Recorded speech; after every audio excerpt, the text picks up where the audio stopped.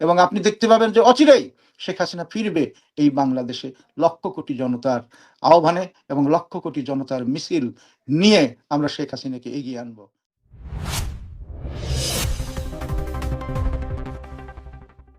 এই যে একটি জেনারেশনকে যেভাবে নষ্ট করে ফেললো একজন মূর্খ লোক, শিক্ষিত নামের একজন মূর্খ লোক।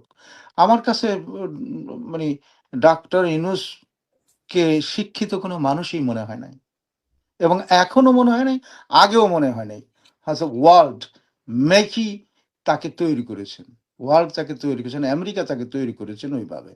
এবং আপনি দেখেন যে একটা শিক্ষিত মানুষ যদি হয়, তাহলে আপনার মন কাঁদবে না, আপনার বিবেক কাঁদবে না, কিন্তু ওনার কিন্তু কোনোটাই কাঁদেনি। এই যে অসংখ্য মবের বিরুদ্ধে এই যে আমাদের ছেলেরা রুখে দাঁড়িয়েছে, এই রুখে দাঁড়ানো শুধু আওয়ামী লীগের জন্য না, এ রুখে দাঁড়ানো হচ্ছে এই দেশটাকে, যে দেশটায় ৩০ লক্ষ শহীদ আর ২ লক্ষ মা বোনের ইজ্জতের বিনিময়ে কামাই করেছে আওয়ামী লীগ, সেই দেশটার জন্য এরা সামনে এগিয়ে গেছে।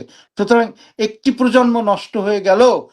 ১৯৭১ সালের পর থেকে যতগুলি জেনারেশন আছে, প্রত্যেকটা জেনারেশনেই কিন্তু স্বাধীনতার সিংহভাগ মানুষ স্বাধীনতার পক্ষে।